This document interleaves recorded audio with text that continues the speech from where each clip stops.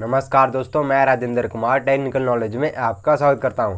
आज हम junior office assistant IT का क्वेश्चन पेपर डिस्कस करेंगे तथा हर एक क्वेश्चन को डिटेल में समझेंगे ताकि आपकी अच्छे से तैयारी हो सके। तो अगर आप चैनल पर नए हैं तो चैनल को सब्सक्राइब कर बेल आइकन घंटी जरूर दबा दें ताकि आपको आने वाले इंपॉर्टेंट वीडियो की जानकारी मिल सके। तो चलिए शुरू करते हैं आज की वीडियो। आज की वीडियो बहुत इंपॉर्टेंट होने वाली है, तो वीडियो को पूरा जरूर देखें। पिछली वीडियो हमने इस एग्ज़ाम के चैनल क्वेश्चन डिस्कस कर लिए हैं। अगर आपने वो वीडियो नहीं देखी है तो वीडियो के नीचे लिंक मिल जाएगा, आप वहां जाके वो वीडियो देख सकते हैं। तो छठवां क्वेश्चन है, निम्न में से कौन सा पूर्ण राज्य बनने से पूर्व भारत का एक संबद्ध राज्य था? ऑप्शन ए मिजोरम, या ऑप्शन बी मेघालय, या ऑप्शन सी मणिपुर, या ऑप्शन डी सिक्किम। तो इसका जो राइट आंसर है ऑप्शन डी सिक्किम जो है वो पूर्ण राज्य बनने से पूर्व भारत का एक संबद्ध राज्य था। अब हम इस क्वेश्चन को डिटेल में समझ लेते हैं। तो 15 मई 1975 को भारत के राष्ट्रपति ने एक संवैधानिक संशोधन की पुष्टि की जिसने कि सिक्किम को भारत का 22वां राज्य बना दिया। अगर हम क्वेश्चन को डिटेल में समझेंगे तो उससे संबंधित आपके किसी भी एग्जाम में क्वेश्चन आएंगे तो उनका आप अच्छे से आंसर दे सकेंगे। तो 97वां क्वेश्चन है, राष्ट्रीय आपातकाल की घोषणा किसे स्वतः स्थगित करता है? ऑप्शन स्वतंत्रता का अधिकार, या ऑप्शन बी संवैधानिक उपचार का अधिकार, या ऑप्शन सी सभी मूलभूत अधिकार, या ऑप्शन डी इनमें से कोई नहीं। तो इसका जो राइट आंसर है ऑप्शन ए स्वतंत्रता का अधिकार जो है राष्ट्रीय आपातकाल की घोषणा स्थगित करता है। अब हम इस क्वेश्चन के बारे में डिटेल में जान लेते हैं। तो अनुच्छेद 19 के तहत मौलिक अधिकारों का निलंबन। अनुच्छेद 1958 के अनुसार जब राष्ट्रीय आपातकाल की घोषणा की जाती है तो अनुच्छेद 19 के तहत 6 मौलिक अधिकारों का स्वतः निलंबित हो जाते हैं। आपातकाल की समाप्ति के बाद अनुच्छेद 19 अपने आप पुनर्जीवित हो जाता है। 98वां क्वेश्चन है, भारत का सीमांतवर्ती जल क्षेत्र कितने नॉटिकल मील तक विस्तारित है? ऑप्शन ए 8, या ऑप्शन बी 12, या ऑप्शन सी 18, या ऑप्शन डी 22। तो इसका जो राइट आंसर है ऑप्शन बी 12 जो है भारत का सीमांतवर्ती जल क्षेत्र नॉटिकल मील तक विस्तारित है। अब हम नॉटिकल मील्स के बारे में कुछ जान लेते हैं। तो एक समुद्री मील हवाई, समुद्री और अंतरिक्ष नेविगेशन में और क्षेत्रीय जल की परिभाषा के लिए प्रयोग की जाने वाली माप की इकाई को हम नॉटिकल माइल्स कहते हैं।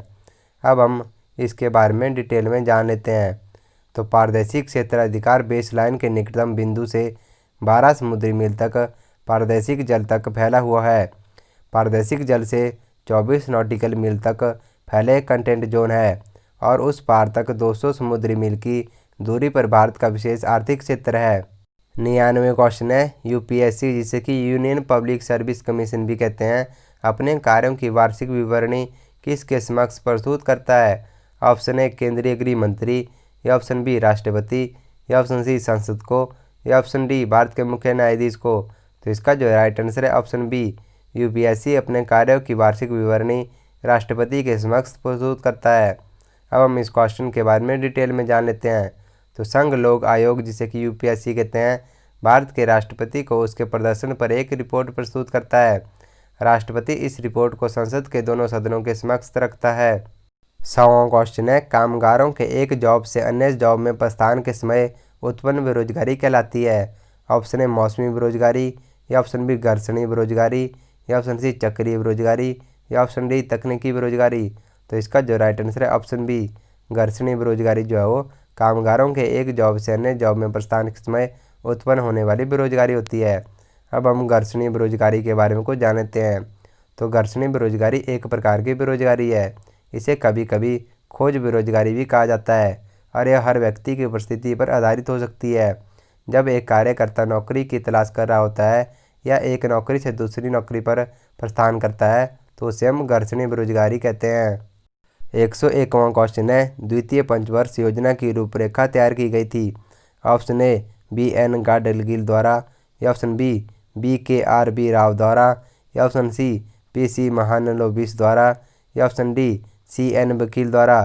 तो इसका जो राइट आंसर है ऑप्शन सी PC महालनोबिस द्वारा द्वितीय पंचवर्ष योजना की रूपरेखा तैयार की गई। अब हम PC महालनोबिस के बारे में कुछ जान लेते हैं। तो प्रशांत चंद्र महालनोबिस भारतीय वैज्ञानिक और सांख्यिकी थे। उन्हें महालनोबिस दूरी एक सांख्यिकी उपाय और स्वतंत्र भारत के पहले योजना आयोग के सदस्यों में से एक होने के लिए याद किया जाता है। अब हम इस क्वेश्चन को डिटेल में जान लेते हैं। तो युवा राष्ट्र को इमारत और उद्योग की आवश्यकता थी। दूसरी पंचवर्षीय योजना में के एजेंडे में, जिसे कि 24 मई 1956 की योजना आयोग में घोषित किया गया था। प्रधानमंत्री जवाहरलाल नेहरू उस औद्योगिकरण से प्रभावित थे। 102वां क्वेश्चन है, बैंकों के लिए आधार दर कौन तय करता है? ऑप्शन ए आरबीआई, या ऑप्शन बी वित्त मंत्रालय, या ऑप्शन सी वाणिज्य मंत्रालय, या ऑप्शन डी प्रत्येक बैंक का बोर्ड। तो इसका जो राइट आंसर है ऑप्शन ए आरबीआई जो है वो बैंकों के लिए आधार दर तय करता है। अब हम इस क्वेश्चन के बारे में डिटेल में जान लेते हैं और आधार दर क्या होता है ये भी जान लेते हैं। तो आधार दर भारतीय रिजर्व बैंक द्वारा निर्धारित न्यूनतम दर है, जिसके नीचे बैंकों को अपने ग्राहकों को आधार देने की अनुमति नहीं है। 103वां क्वेश्चन है, भारत में वेतन नीति आधारित है? ऑप्शन ए उत्पादकता, या ऑप्शन बी जीवन स्तर, या ऑप्शन सी निर्वाह लागत, या ऑप्शन डी इनमें से कोई नहीं। तो इसका जो राइट आंसर है ऑप्शन सी निर्वाह लागत जो है वो भारत में वेतन नीति आधारित है। अब हम इस क्वेश्चन के बारे में डिटेल में जान लेते हैं। तो न्यूनतम मजदूरी दरों का पुनर्निरीक्षण एक निर्वाह लागत पर आधारित है और इन श्रेणियों से संबंधित पूरे राज्यों के लिए मजदूरी, राज्यों का हिस्सा, वर्ग और रोजगार तय किया जा सकता है। 104वां क्वेश्चन है, राष्ट्रीय औसत की तुलना में निम्न में से किस राज्य की साक्षरता दर कम है? साक्षरता दर का मतलब होता है पढ़े लिखे लोगों की संख्या। तो ऑप्शन ए कर्नाटक, या ऑप्शन बी पश्चिम बंगाल, या ऑप्शन सी आंध्र प्रदेश, या ऑप्शन डी महाराष्ट्र। तो इसका जो राइट आंसर है ऑप्शन सी आंध्र प्रदेश में राष्ट्रीय औसत की तुलना में सबसे कम जो है साक्षरता दर है। अब हम इस क्वेश्चन के बारे में डिटेल में जान लेते हैं। तो आंध्र प्रदेश में 66.4% साक्षरता दर के साथ सभी भारतीय राज्यों में सबसे खराब दर है। 105वां क्वेश्चन है, भारत के किस राज्य में सबसे अधिक मात्रा में कोयला भंडार होने का आकलन किया गया है? ऑप्शन ए बिहार, या ऑप्शन बी झारखंड, या ऑप्शन सी मध्य प्रदेश, या ऑप्शन डी उड़ीसा। तो इसका जो राइट आंसर है ऑप्शन बी झारखंड में जो है वो सबसे अधिक मात्रा में कोयला भंडार होने का आकलन किया गया है। अब हम इस क्वेश्चन के बारे में डिटेल में जान लेते हैं। तो झारखंड में कोयला 83.15 बिलियन टन है।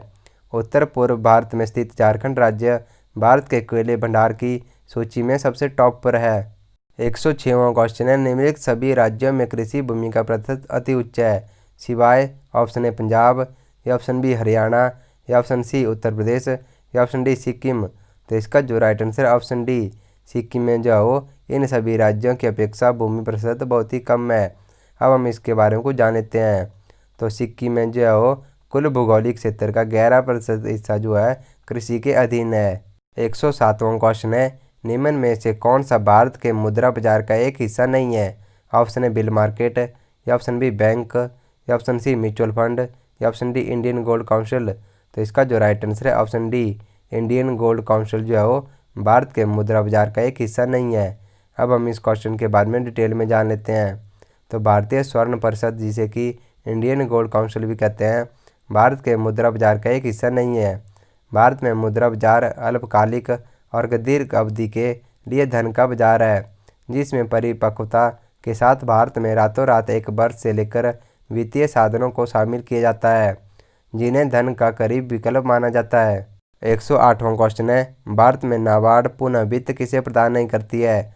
ऑप्शन ए अनुसूचित वाणिज्य बैंक को, या ऑप्शन बी क्षेत्रीय ग्रामीण बैंक को, या ऑप्शन सी राज्य भू विकास बैंक को, या ऑप्शन डी निर्यात आयात बैंक को। तो इसका जो राइट आंसर है ऑप्शन डी निर्यात आयात बैंक को जो है भारत में नाबार्ड पुनः वित्त प्रदान नहीं करती है।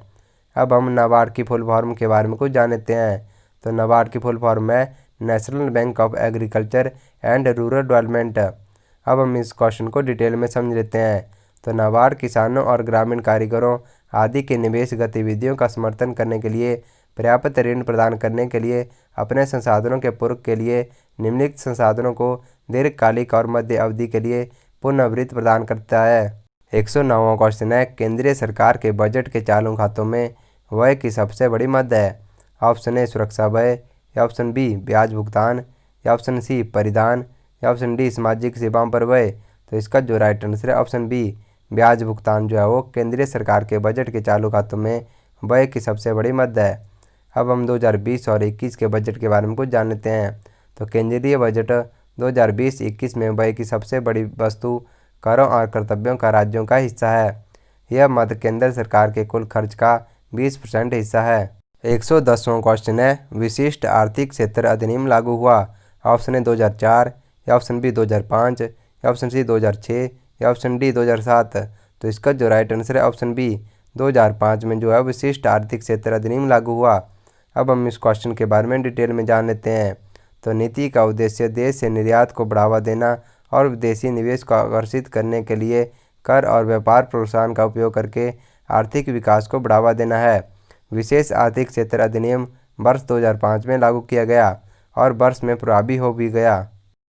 इसी प्रकार हमारे जूनियर ऑफिस असिस्टेंट आईटी के 110 क्वेश्चन तक कंप्लीट होते हैं। आगे के क्वेश्चन हम अगली वीडियो में डिस्कस करेंगे। तो अगर आपको वीडियो अच्छी लगी हो तो वीडियो को लाइक, शेयर और चैनल को सब्सक्राइब जरूर कर लें, ताकि आपको आने वाले इंपॉर्टेंट वीडियो की जानकारी मिल सके। तो मिलते हैं जल्दी नए वीडियो के साथ, तब तक के लिए जय हिंद, जय भारत।